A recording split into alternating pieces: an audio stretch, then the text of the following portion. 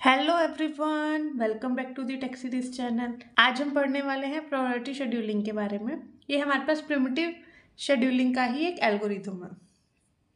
तो यहाँ पे हमें गिवन है प्रोसेसेस गिवन है, अराइवल टाइम गिवन है, बर्स्ट टाइम गिवन है, प्रायोरिटी भी गिवन है। देखो प्रोसेसेस हमारे पास कितने 4 प्रोसेसेस हैं, P1 P2 P3 P4। उनका अराइवल टाइम गिवन है 0 1 2 3, burst time 8 4 2 1 and priority given है 3 1 4 2। यहाँ पे हम एक एजम्पशन लेके चल रहे हैं, यानी कि हमें क्वेश्चन में गिवन है लोअर नंबर किसके इक्वल है, हायर प्रायोरिटी। मेरे पास 1 है, ये लोअर नंबर है, मतलब इसकी सबसे ज़्यादा प्रायोरिटी हो। मुझे सॉल्व करना है क्वेश्चन को, तो मैं ये चेक करूंगी इसकी सबसे ज़्यादा प्रायोरिटी, तो सबसे पहले ये चलेगा। फिर प्रायोरिटी किसकी आएगी, P4 की, देन P1 की, देन आएगी P3 की। अब देखो इसका गैंट चार्ट कैसे बनेगा। क्या चला यहाँ पे, P1। देखो अराइवल टाइम क्या है, 0 0। किसका अराइवल टाइम है, P1 का। तो सबसे पहले क्या चलेगा, P1, 0 से 1। ठीक है, चल गया। अब देखो 1 पे हमारे पास क्या आ गया, P2 आ गया। और P2 की प्रायोरिटी कितनी है, ज़्यादा है as compare to P3। P2 की प्रायोरिटी ज़्यादा है एज कम्पेयर टू P3, तो हम क्या चलाएंगे, P2 को चलाएंगे। ठीक है, एक टाइम के लिए चलाया। अब हमारे पास 2 पे क्या आ गया, P3। अब हम चेक करेंगे P3 की प्रायोरिटी कितनी है, 4, मतलब P2 से कम है, तो प्रायोरिटी P2 की ज़्यादा हुई। फिर दोबारा P2 चलेगा। ठीक है, 3, यहाँ बचा 2।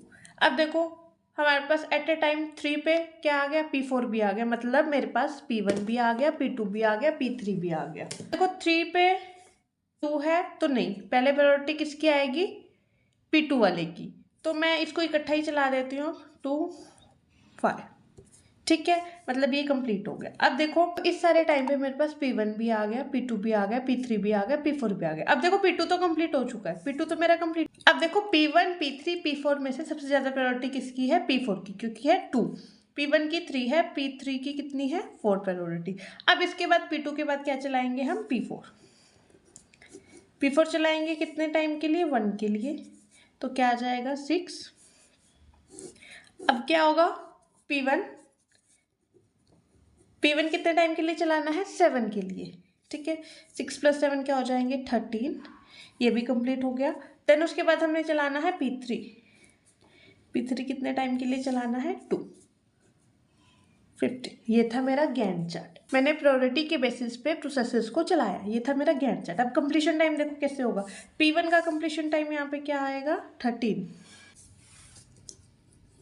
P2 का कंप्लीशन टाइम क्या आ जाएगा, 5। P3 का कंप्लीशन टाइम 15 एंड P4 का कंप्लीशन टाइम क्या आ जाएगा, 6। तो टर्न अराउंड टाइम कैसे निकलेगा, कैसे निकलता है turn around time, completion time minus arrival time. Completion time कितना है, 13, अराइवल टाइम कितना है, 0। 13 - 0 क्या आ जाएगा, 13। 5 - 1 4, 15 - 2 13, और 6 - 3 क्या आ जाएगा, 3। ये था मेरा टर्न अराउंड टाइम। अब वेटिंग टाइम निकालते हैं। वेटिंग टाइम कैसे निकलेगा, turn around time minus burst time.